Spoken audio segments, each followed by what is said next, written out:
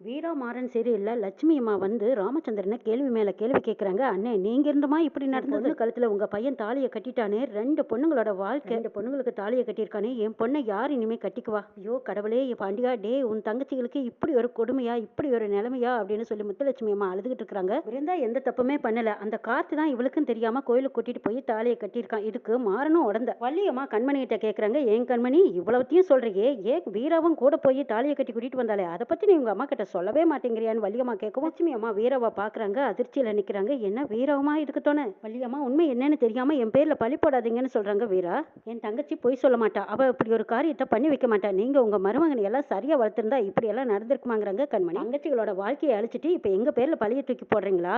என் தங்கச்சிங்க 2 பேர்த்தோட வாழ்க்கையும் உங்க பசங்க அழிச்சிட்டாங்க. வாழ்க்கையை இழந்து தவிச்சு நிக்கிறது நாங்க தான். எங்க வாழ்க்கையை அழிக்க நினைச்சவங்க யாருமே நல்லாவே இருக்க மாட்டேங்கன்னு சாபம் விடுறாங்க கண்மணி. லட்சுமி அம்மா பிள்ளைங்க வாழ்க்கை வீணா போச்சேன்னு கதறி அழுதுகிட்டு இருக்காங்க. இதை பார்த்து ராமச்சந்திரன் ஆறுதல் சொல்றாங்க. "லட்சுமி உனக்கு நான் எப்படி ஆறுதல் சொல்றதுன்னு எனக்கு தெரியல. என் பிள்ளைங்க செஞ்ச தப்புக்கு நான் எப்படி இதை ஈடுகட்டுவேன்னு எனக்கு தெரியல." ராமச்சந்திரன் லட்சுமி அம்மா கிட்ட மன்னிப்பு கேட்குறாங்க. "அண்ணே மன்னிப்பு கேட்டா என் புள்ள வாழ்க்கை சரியா போயிடுமா?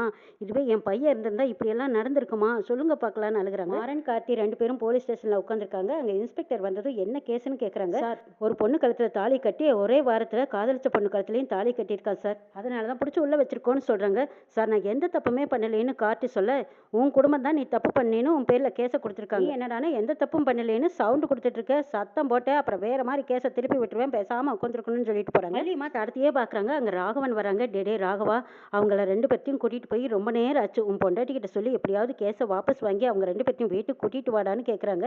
"அத்தை எனக்கும் கஷ்டமா தான் இருக்கு, என்னத்தை செய்யறது? அப்பா சொல்லாம நான் கூட்டிட்டு வர முடியாதுங்கிறாங்க." "என்னடா ராகவா இப்படி பேசிட்டு இருக்க? கூட பிறந்தவங்க லாக்அப்ல இருக்காங்க. உனக்காக மாறன் என்னெல்லாமோ செஞ்சிருக்கான், நன்றியை மறந்துட்டு பேசுறியடா." "நான் எதையும் மறக்கல, வக்கீல் கிட்ட பேசியிருக்கேன். ஆனா அப்பா சொல்லணும், அப்பதான் வெளியில விடுவாங்கங்கிறாங்க." ராகவன் கார்த்தி மாறன் 2 பேரும் பேசிட்டு இருக்காங்க. "இங்க பாருடா மாறா, நான் உனக்கு தம்பி, அதனால நீ சொல்றதையெல்லாம் நான் நம்புவேன். ஆனா நீ சொல்றத மத்தவங்க யாரும் நம்ப மாட்டாங்கடா. ஏய் கார்த்தி உன்னோட ஆசை என்ன? பிருந்தா உனக்கு பொண்டாட்டி ஆகணும்னு ஆசைப்பட்ட, இப்ப பிருந்தா உன் பொண்டாட்டி ஆயிட்டா. இதுக்கப்புறம் உனக்கு என்னடா வேணும்? நீ அவளோட சந்தோஷமா வாழலாம், அதை நினைச்சு பாருங்கிறாங்க மாறன். கார்த்தியும் நினைச்சு பார்த்து ரொம்ப சந்தோஷப்படுறாங்க. ஆனா இந்த விஜி பொய் சொல்லித்தான் கல்யாணம் பண்ணியிருக்கா. ஒரு பொண்ணு இவ்வளவு பொய் சொல்லி நம்ம குடும்பத்துக்கு ஏண்டா மருமகளா வரணும்?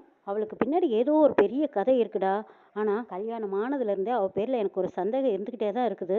சரி விடு, அது என்னங்கிறத நானே பார்த்துக்கிறேங்கிறாங்க மாறன். "டேய் மாறா, இந்த நன்றியை என்னோட காலத்துக்கும் நான் மறக்க மாட்டேன், ரொம்ப நன்றிங்கிறாங்க கார்த்தி. "டேய் நன்றியெல்லாம் ஒன்றும் வேண்டாம், பிருந்தாவை மட்டும் காலத்துக்கு ரொம்ப நல்லா பார்த்துக்கிட்டீங்கன்னா அதுவே போதுங்கிறாங்க."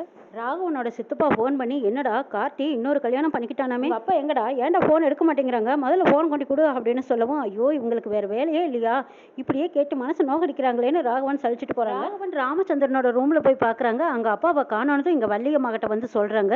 ஐயோ சொந்தக்காரன் பந்தக்காரன்னு சொல்லிக்கிட்டு அவன்கிட்ட நடந்தது எல்லாம் கேட்டு ரொம்ப அசிங்கப்படுத்துறாங்க. எல்லாம் கேட்டு அண்ணனோட முகமே சரியில்லை, எங்க போச்சுன்னு வேற தெரியலன்னு வள்ளியம்மா புலம்பிக்கிட்டு இருக்காங்க. "ராகவா அண்ணன் எங்க போச்சுன்னு தெரியல, போய் தேடி பாருங்கடான்னு" சொல்லவும் ராகவன் அங்கிருந்து தேடி பார்க்க போறாங்க. எல்லாம் உன்னால வந்ததுன்னு லட்சுமி அம்மா பிருந்தாவை போட்டு அடிக்கிறாங்க. அவ என்ன பண்ணுவா? அவளை அடிக்காதீங்கன்னு வள்ளியம்மா சொல்றாங்க. ராமச்சந்திரன் அவங்க மனைவி காவேரியோட சமாதிக்கு போயிருக்காங்க. அங்க போய் காவேரி கிட்ட மனசு விட்டு சொல்லி எழுதிட்டு இருக்காங்க ராமச்சந்திரன். "நம்ம பசங்களை நல்ல விதமா தானே நான் வளர்த்தினேன், பொய் சொல்லக்கூடாது, பொறாமப்படக்கூடாது, அடுத்தவங்க கூடிய கெடுக்கக்கூடாது, எல்லாத்துக்கிட்டையும் அன்பா பாசமா இருக்கணும்னு சொல்லி சொல்லி நான் வளர்த்தினேன். அந்த மாதிரி தானே அவனுங்களும் வளர்ந்தானுங்க. அதையெல்லாம் கூட என்னால ஏத்துக்க முடியும். ஆனா வீரவன் நம்ம பொண்ணா தானே நான் நினைச்சிட்டு இருந்தேன். ஆனா வீரா இப்படி பண்ணுவான்னு நான் நினைச்சு கூட பார்க்கல காவேரி. அப்புறம் வள்ளியும் வீராவையும் தான் நான் நம்பினேன். ஆனா இப்போ என் வாழ்க்கை கேள்விக்குறியா நிக்குதே காவேரி." வீரா அங்க வராங்க. பேச பிடிக்காத ராமச்சந்திரன் திரும்புறாங்க. "மாமா என் மேல, மாமா நீங்க என் மேல கோவமா இருக்கீங்கன்னு எனக்கு தெரியுது. உங்க மேல வச்சிருக்கிற மரியாதை மாதிரியே அத்தை மேலேயும் நான் மரியாதை வச்சிருக்கேன். சத்தியமா சொல்றேன் மாமா, நான் பொய் சொல்லல. வீட்டுல நடந்துட்டு இருக்கிற பிரச்சனையெல்லாம் நான் சரி பண்றேன் மாமா, நீங்க ஒன்றும் கவலைப்படாதீங்க. பிருந்தாவுக்கு நான் தான் கல்யாணம் பண்ணி வச்சதா என்ன சந்தேகப்படுறீங்க, நான் பண்ணி வைக்கலைன்னு நான் உங்ககிட்ட நிரூபிக்கிறேன் மாமா. நடந்த தப்பையெல்லாம் நான் சரி பண்றேன் மாமா. நீங்க இல்லாத வீடு சாமி இல்லாத கோயில் மாதிரி இருக்கு. நீங்க தான் எங்களுக்கு எல்லாமே. நீங்க கண்டிப்பா வீட்டுக்கு வந்தே ஆகணும்னு கூட்டிட்டு போறாங்க." வள்ளியம்மா வீட்டுல அழுதுட்டு இருக்காங்க. அங்க விஜி வராங்க. "என்ன சித்தி நீங்க அழுதா யாரும் ஆறுதல் சொல்றது? நான் அழுதா நீங்க சொல்லுவீங்க. இப்ப நீங்களே அழுதுட்டு இருந்தா நான் என்ன சித்தி பண்ணட்டுங்கிறாங்க." விஜய் பெத்த பிள்ளைங்களை போலீஸ் அரெஸ்ட் பண்ணி கூட்டிட்டு போறாங்க. அப்பா தடுப்பாங்கன்னு பார்த்தா, ஆனா அவரே இதுதான் தண்டனைன்னு சொல்லி பார்த்துக்கிட்டே இருக்காரு. நான் என்ன செய்யட்டும் பாரு சித்தி, பொண்டாட்டின்னு நான் ஒருத்தி இருக்கேன், எனக்கு இப்படி ஒரு துரோகத்தை பண்ணலாமா? நான் என்னதான் பண்ணுவேன் சித்தி, நான் வாங்கி வந்த வாரம் இப்படி இருக்கேன்னு அழுகுறாங்க விஜய். என்ன விஜய் பண்றது? என்னைக்கு ஆக்சிடென்ட் நடந்ததோ அன்னைக்கு தான் தான் எங்க குடும்பத்துக்கு கிரகமே பிடிச்சது. அன்னையிலிருந்து எங்க குடும்பத்துல பிரச்சனை மேல பிரச்சனைங்கிறாங்க வள்ளி. இந்த குடும்பத்துக்கு வந்து எல்லாம் சந்தோஷமா வச்சிருப்பான்னு நினைச்சேன். ஆனா கண்மணி இந்த குடும்பத்தை பழி வாங்குறதுக்கு தும்பட்டு நிக்கிறா. வீரா வந்து இது எல்லாம் சரி பண்ணிட்டு இருந்தா. ஆனா மறுபடியும் பிரச்சனை மேல பிரச்சனை வந்துட்டே இருக்கு. என்ன செய்யறதுனே தெரியலைங்கிறாங்க வள்ளி. எல்லாமே என் கையை மீறி போச்சு. எப்படித்தான் பிள்ளைகளை காப்பாத்தி கூட்டிட்டு வருவேன்னு எனக்கு தெரியலன்னு அழுகுறாங்க வள்ளி. நீங்க அழுகாதீங்க. அந்த கடவுள் நம்மளுக்கு ஒரு நாள் நல்ல வழியை காட்டுவாருங்கிறாங்க. நான் என்ன செய்வேன்னு தெரியல.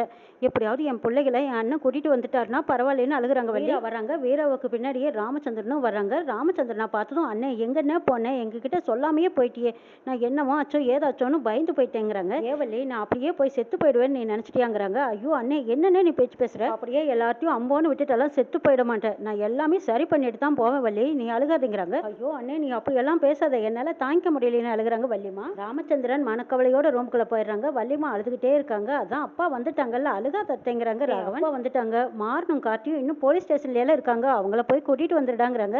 அப்பா எவ்வளவு டென்ஷன்ல வந்திருக்காங்க, நீயும் பாத்தியலத்த, இப்ப போய் அவங்களை எப்படி கூட்டிட்டு வர்றது, 2 நாள் போகட்டும், அதுக்கப்புறம் அவங்கள தானே விட்டுருவாங்கன்னு சொல்றாங்க. டேய் 2 நாளைக்கு அவங்க போலீஸ் ஸ்டேஷன்ல இருக்கிறதா, டேய் எப்படியாவது போய் கூட்டிட்டு வாடாங்கிறாங்க வள்ளி. இன்னைக்கு ஒருத்தன் போய் போலீஸ் ஸ்டேஷன்ல இருந்ததே என்னால தாங்க முடியல, இன்னைக்கு 2 பேரும் போய் போலீஸ் ஸ்டேஷன்ல உட்காந்துருக்காங்க, இதை என்னால தாங்க முடியுமாடான்னு அழுதுட்டு இருக்கும்போது அங்க கார்த்தியும் மாறனும் வீட்டுக்குள்ள வர்றாங்க. இவங்களை பார்த்தது வள்ளியம்மா சந்தோஷத்துல, டே மாறா கார்த்தி உங்களை போலீஸ் எல்லாம் எதுவும் அடிக்கலையில, பத்திரமா பாதுகாப்பா திரும்பி வந்தீங்கல்லன்னு கேக்குறாங்க. கண்மணி பார்த்துட்டு அதிர்ச்சி அடைகிறாங்க. இவனுங்க பேர்ல நாம கேஸ கொடுத்தோம், நாம வாபஸ் வாங்காம இவனுங்களை யார் வெளியில கூட்டிட்டு வந்திருப்பான்னு யோசிக்கிறாங்க கண்மணி. இனிமே நம்ம வீட்டுக்கு போலீஸ் எல்லாம் வராதல்ல, இனிமே நீங்க ஜெயிலுக்கு போக மாட்டீங்கன்னு வள்ளியம்மா கேட்டுட்டு இருக்கும்போது விஜயும் வீட்டுக்குள்ள வர்றாங்க. மாறா கார்த்தி உங்க 2 பேர்த்தையும் யாரோட வெளியில கொண்டு வந்ததுன்னு கேக்குறாங்க வள்ளி.